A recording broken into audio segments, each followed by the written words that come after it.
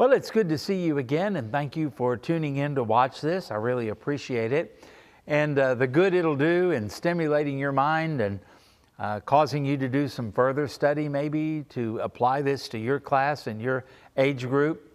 I appreciate that. And it also gives you an idea of what's on my heart and what I meant by the things that I write down, because I know that's hard to do sometimes, to figure out what somebody else means when they write something down that's perfectly clear to them. I mean, my wife and I don't really always do well on that after all of these decades of being married.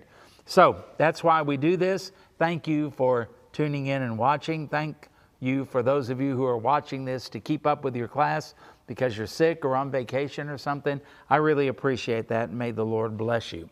So our text this morning is going to be out of Genesis 24, 22 through 28. Genesis 24, 22 through 28. So get your Bibles and follow along and make sure that we are reading the same thing and thinking the same way about all of this. Now, the title of this is Much More Than a Marriage. Much More Than a Marriage. Now, we are certainly having a marriage, but this story is not simply about biology. Isaac could have married a Canaanite woman, and he could have had children, because that's just the biology of it, right? Young men want to get married and young women want to get married. And I mean, the vast majority of the time, they want to and they plan to have children. I know there are some exceptions on all of that, but that's typical. And especially back in the day of Abraham, they really valued children. Children meant workers. Children meant an heir. Children meant that there would be a dynasty and somebody to receive the inheritance and to carry everything on in your name. And so they wanted children. They wanted lots of children. In fact, they thought that the more children you have, the greater the blessing of God would be upon your life. Much different than today. And when we think about the patriarchs, I think it's kind of interesting that so much rested on them getting married and having a family of their own to pass the law of God to, and to inhabit the land and inherit the land, all of those kind of things. And yet so many times the patriarchs had trouble having children, didn't they? And that's interesting. And there's a big difference between devaluing children like we do today and murdering them in their mother's wombs and abandoning them and all of that, as opposed to treasuring and valuing them if the Lord should give you children. That's a privilege, isn't it? And so think about Isaac. He could have done all of this with a Canaanite woman, except that this is not just simply about biology. This is about the plan of God and God's loyalty to His promises.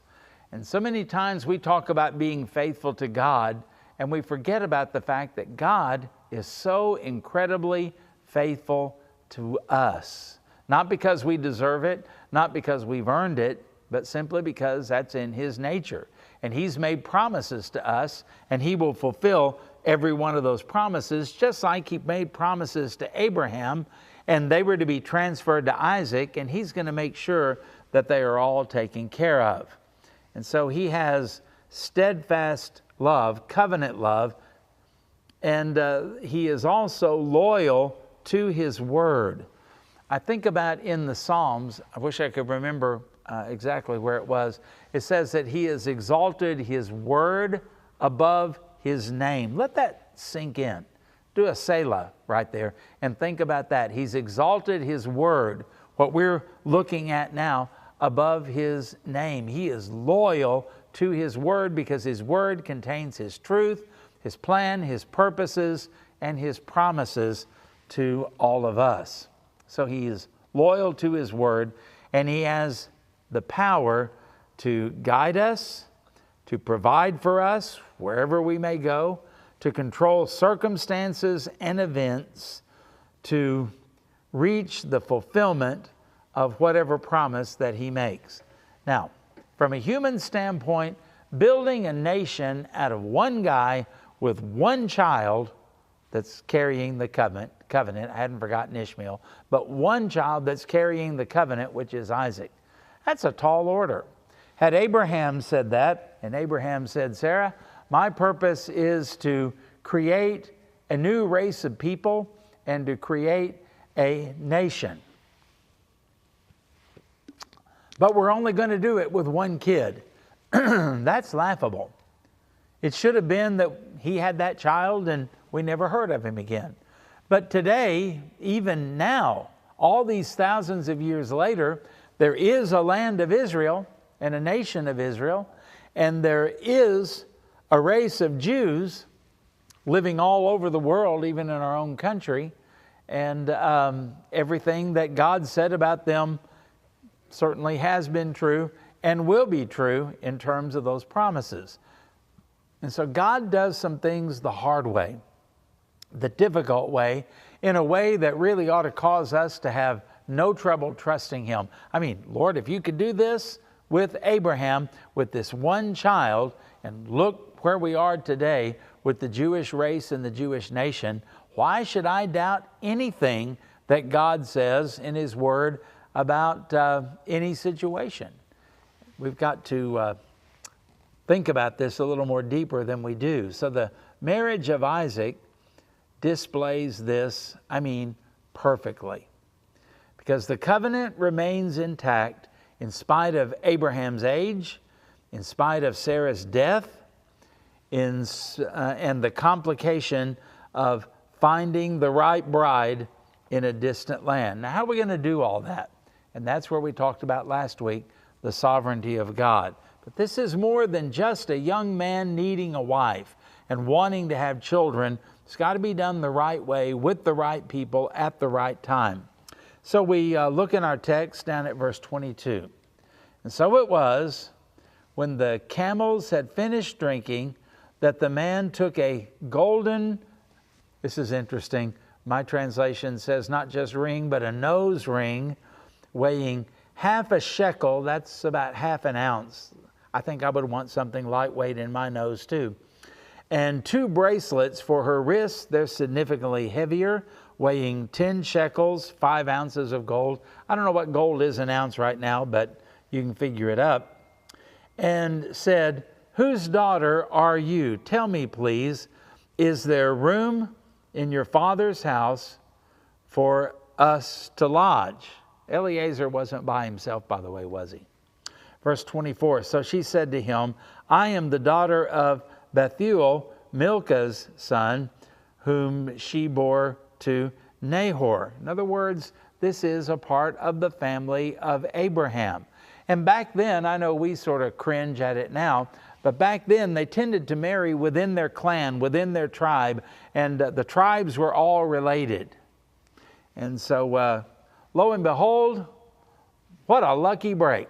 Eliezer happens to be right at the right well, and happens to just, what luck to meet this young girl, and she does the right thing. It's just kind of amazing. And then sure enough, he's with his master's clan. Man, what a lucky break for him, right? And that's kind of the way we think. That's the way the world thinks in all of this. But you and I know what is happening. The unseen hand of God is directing this entire thing. Verse 25. Oh, there's more. Moreover, she said to him, we have both straw and feed enough and room to lodge. We can take care of your camels. And it's not going to be at the expense of our livestock or anything like that. Verse 26, then the man bowed down his head, and look at this, worshiped the Lord. He wasn't embarrassed. He wasn't ashamed. He wasn't afraid. And he said, blessed be the Lord God of my master Abraham, who has not forsaken His mercy and His truth toward my master. As for me, being on the way, the Lord led me to the house of my master's brethren. Verse 28, so the young woman, look at this, ran and told her mother's household of these things. Boy, this is just incredible stuff here to think about. What a lucky break. What a coincidence, we might say. No, it wasn't. No, it wasn't. Point number one. Eliezer's purpose is clarified and Rebekah's character is revealed. So when all of this happens, Eliezer goes, this is what I was born for. This is why I came here. This is why I work for Abraham. This is my pleasure to be able to serve him, to carry on his household, his dynasty, I guess we would say, and find a bride for Isaac. And look, I have. And also, when you look at Rebekah, notice how her character is revealed in all of this. This is not some spoiled brat, prima donna, type person. This is a person with a willing heart and enthusiasm for life. And this is someone who also is extremely helpful here. And so we find her watering the camels, and they finish drinking. And then Eliezer takes out the ring. Now, we don't use a nose ring, at least I hope we don't, but we may use an engagement ring or something like that. But this is so different than anything we do, but yet there are some similarities. When he pulled out that golden ring that she put in her nose, all of a sudden it starts becoming clear. Wow, this guy is here on a mission. And back then, marriages were much more transactional than they are now. We romanticize it. We've got to fall in love, and we've got to have the birds singing and the butterflies all around us, and we've got to have a certain feeling in our gut and all of that type of stuff. Back then, it was more about survival and the carrying on of the household. And it was about having people to work, and it was about people to inherit your wealth and expand the wealth. Back in those days, it tended to be something like this. The tribe or the country with the most people automatically won. They had workers to grow their crops. They had builders to build their houses and their walls. They had warriors for their armies and all of that type of thing. And so they would look at it more as maybe a transaction that you were bound to. And a lot of the marriages were prearranged, weren't they? And so they would prearrange them. They still do that in India, by the way, in some places. And so here this happens, and when he pulls that out, she goes, oh, this guy's looking for a wife. And I wonder if she thought maybe he was looking for his own wife, or maybe he had to explain to her, I'm doing this for my master Abraham and his son Isaac. But this gives it away right now. This nose ring wearing half a shekel. Shekel then was not a coin of currency. It was a measure of weight. And, about a half an ounce or so, I think, is what it weighed. And so the bracelets for her wrists, and then said, whose daughter are you? Now she knows something is getting ready to happen, because that would have been something that wouldn't have been asked unless there's a reason for it. And then he also is bold enough to say, is there room in your father's house for us to lodge? So think about this. Look at our bullet points. Rebekah watered multiple camels by hand. I mean, it's not a matter of turning on a faucet and a garden hose or something like that. It's not even a matter of like the old-fashioned pump wells or something like that. The pitcher has to go down into the well. It has to fill up with water and then be pulled up. And the wells tended to be deep back then. Remember, this is a desert area. Water was not on the surface. And so she would bring it up, and then she would take it and pour it into the trough so that the camels could drink. She did that by hand, going back and forth, back and forth, back and forth, back and forth with this. And Eliezer had multiple people with him. If you look back at Genesis 24, verse 10, he didn't travel alone. That would have been very dangerous. And notice too, there were 10 camels. Now, I read that camels can drink up to, you ready for this? 25 gallons of water each. Hopefully the camels here, all 10 of them, were not completely dehydrated and needed all 25 gallons, right? Regardless of this, watering camels is not like watering a puppy. It's not like putting water out for a bird bath or something like that. This is a tremendous amount of water. And here this girl is, she doesn't know this man from Adam, and yet she comes up to him with a heart of a servant and says, not only will I give you to drink, but I'll water the camels. How long did that take? I don't know. But there's a lot of back and forth, and there was a lot of carrying of the waters. That had to have said something about her and about her servant's heart and about her willing spirit to help other people. So Eliezer then makes his intent known, and he gave her expensive jewelry. And so again, a shekel was a measure of weight, about a half an ounce. And so the ring was about a quarter of an ounce, lightweight, and the bracelets were about 5 ounces of gold. And there would be more to come if the proposal is accepted. Now I'm assuming that she would keep this jewelry even if her father said no.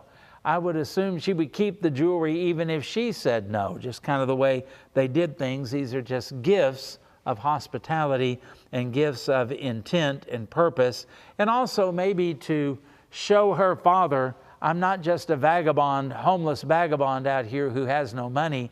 My master and his son can take good care of your daughter. There's more to come if the proposal is accepted. And so the purpose then of Eliezer's coming is now public. Everybody sees this, and everybody sees her. Rebecca, that's a beautiful ring you have in your nose. Oh, those bracelets are amazing. And they know something is up and something that is happening. So it tells that the intent was honorable and that Abraham and Isaac had the means to take care of her. So that's the practical side. Okay, number 2. Rebecca identifies herself. And so she said to him, I'm the daughter of Bethuel, and that would perk up Eliezer's ears. He's heard the stories. He's heard about the family. Genealogy was very important back then.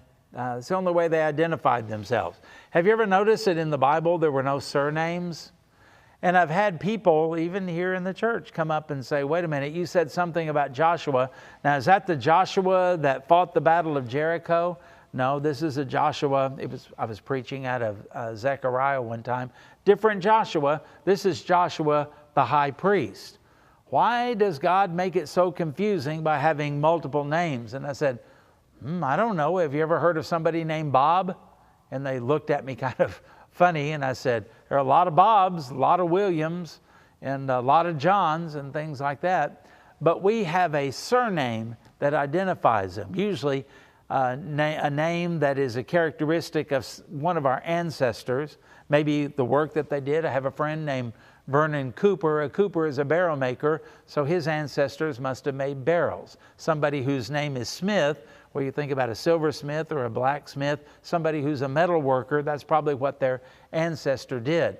If it's somebody whose last name is Johnson, that literally means son of John. Way, way back there somewhere, somebody said, now which Bob should I talk to? Talk to Bob, who is the son of John. And that clarified it. Well, they didn't have that back then.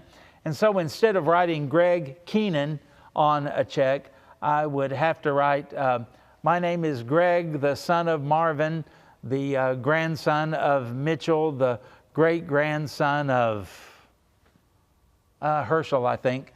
That kind of thing. Can you imagine how difficult that would be for these documents? And that's why they would do that. Rebecca, not just any Rebecca, there may have been 50 of them, but I'm Rebecca, the daughter of Bethuel, Milcah's son, whom she bore to Nahor. And then, boom, we've got that. And the bell rings in Eliezer's head, and he said, I'm in the right place, I'm in the right clan, and I know who this person is now. And so she goes ahead and she says, we've got plenty of stuff, come and lodge. And Bethuel was still alive, even though he's not really mentioned in any of the transaction, leads us to believe he was probably old and incapacitated by this time. And Eliezer had come to Abraham's ancestral homeland, and incredibly, the woman just kind of happened to be a part of the same clan as Abraham. Mission accomplished. Man, this is absolutely amazing. Been a hard trip. It wasn't easy, and it's not like everything just went, Shazam and everything's there. There was, again, as we've talked about before, the natural part. He had to pack the camels. They had to take food. They had to take water. And they had to get on the camels. Trust me, that is not a smooth ride. They had to go across the desert. It was very hot. It was very long. They had to camp out. They had to protect themselves. And then they had to get to the right place. And yet they were doing it under the divine guidance of God to get to the right place at the right time to meet Rebekah at this particular place. So we find number 3, Eliezer rejoices in God's loyalty to his covenant.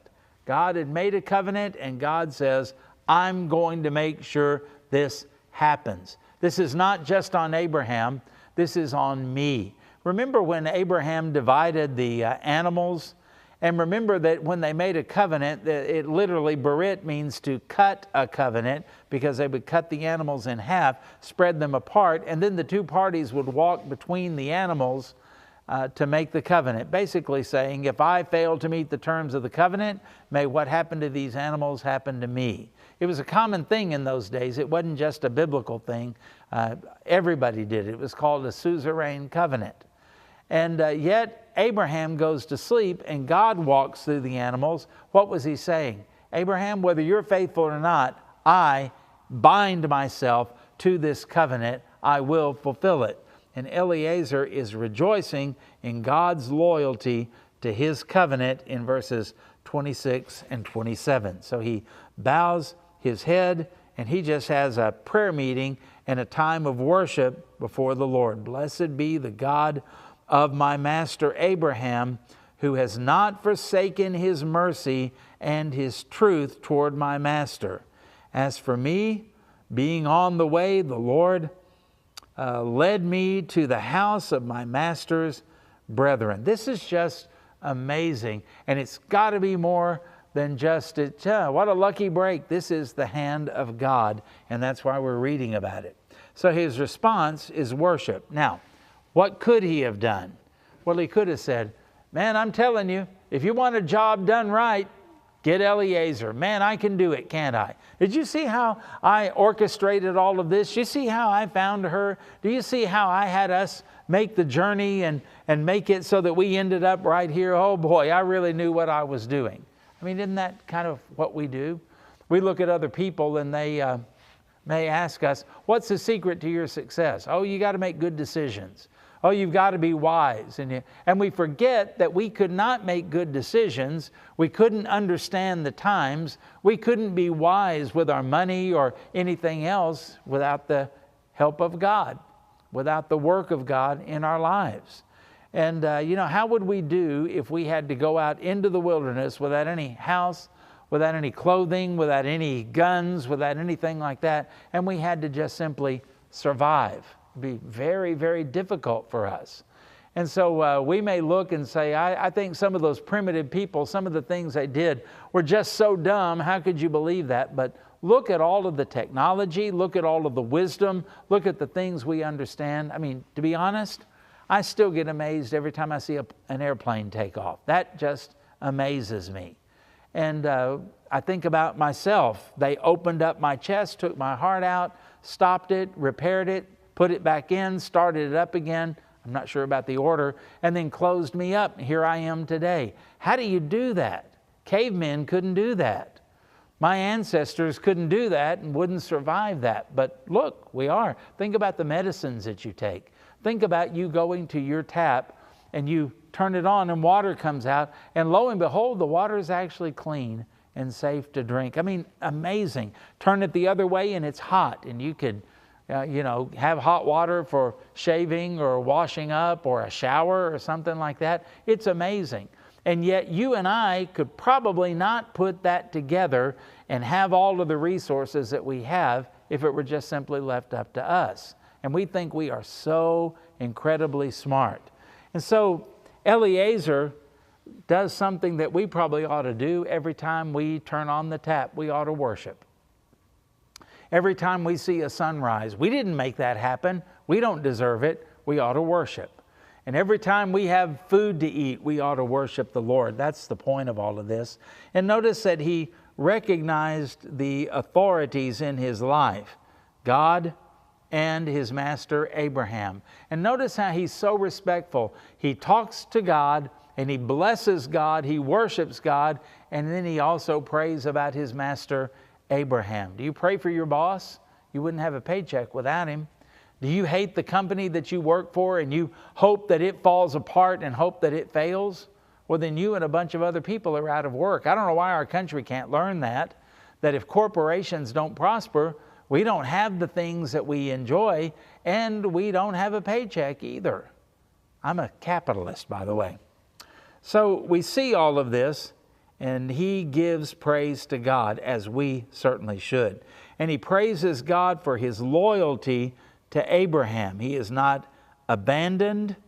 You know, the word in here is hesed in Hebrew. It means covenant love. That's what Abraham received from God. Undeserved, but yet he received it. God loved him and God kept his word to him. And there's mercy in forgiving Abraham's sins, because as we've seen, he blew it several times.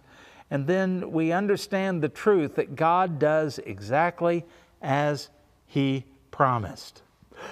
If you and I really believe that, it'd make a difference in our prayer life too. And so he praises God for guidance. And then fourthly, we notice something here that has to happen, or Eliezer is released from the oath. Remember that? It's not an unknown tongue, it's mine. And Rebekah has to be willing, and so does her family. And it says in verse 28, so the young woman, look at this, ran and told her mother's household these things. I mean, I think we see here she's excited. She's enthusiastic about all of this. And Rebekah herself broke the barrier by going back to her family, and she told them everything that happened. She didn't leave it up to the stranger to come marching in and to tell them like that. So she kind of paved the way for the acceptance of Eliezer. And I think that's cool, because only God can change a heart. Only God can direct a heart. And so this may have been something she had thought about, prayed about, dreamed about, and now it is happening. You know, someday my prince will come. Or she may have had marriage be the furthest thing from her mind. But not anymore. She is excited and she is happy, and she's the one that goes and gets the family ready for the coming of Eliezer.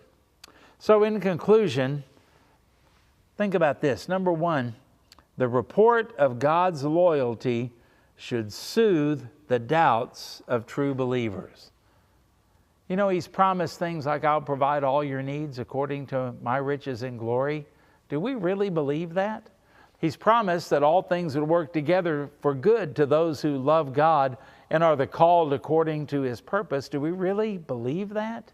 He said, I will never leave you or forsake you. And God never shows up in person and then goes, oh, I forgot my power. Where did I put my power? He's always got his power. He always knows exactly what the need is. He's always there to minister to us. He knows it. This should settle our doubts, even about the upcoming election and about our daily life and about our kids and about all of the things that we need, even our old age. Number two, the testimony of God's guidance and sovereignty is a doctrine of comfort.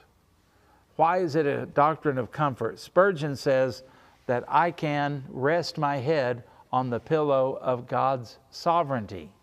It's nice to know and to sleep on the fact that while the world is burning up around us and in turmoil and so confused it doesn't even know what a man or a woman is, or up from down, or recognize its creator, yet we lay our head on the pillow and we sleep because we know that God is sovereign. He's in control. I like what John MacArthur said when he was asked, how could the world be in such turmoil, so much sin, so much perversion, and yet you say God is in control? And MacArthur said this is classic. It's exactly what I would expect a nation under the judgment of God to be like. Yeah, that's a pretty good answer, isn't it? Number three, the Israelites in the desert on their way to Canaan out of Egypt would be encouraged by hearing of their God's loyalty and guidance in the wilderness. You know, that was a long, hot trip from Egypt to Canaan, and because of their sin, it lasted even longer, didn't it? Man, it must have been nice to know as they read this book for the first time, as Moses wrote it, and they found out where they came from, and they found out that even generation to generation, even after the first generation is dead and gone, God's faithful to the next one. See the parallel? The first generation that came out of Egypt didn't go into the promised land, but the second one did, because God was faithful to His people regardless of their situation, regardless of the generation they were in. He took care of them. Boy, that must have been encouraging to know if God can provide a bride for Isaac, He can provide manna for His hungry children. He can provide water from the rock so that their thirstiness can be satisfied, right? All of this is the goodness and the grace of God. The old hymn says, "Be not dismayed for what ill," I can't remember it. But it goes on, the point is, God will take care of you. You can look it up and you can use it in your Sunday school class. I can't remember what it is right now. I thought I had it, but anyway, look it up maybe and use it as you talk to your class and encourage them. Young people need to be encouraged. God will take care of them, and God will be loyal to His word and to His promises. But old people need that too. As they near the end of their earthly life, will God take care of my children, my grandchildren? Will He take care of me when the time comes? And we need to be encouraged. And the story here reminds us God provides for His people. And this was much more than a marriage. This was the plan and the divine purpose of God, opening up to an old Abraham before he passes away. Good news, right? So thank you for your time, and may the Lord bless you, and we will see you again when we go into next month's lessons. We'll see you next week. Thank you again.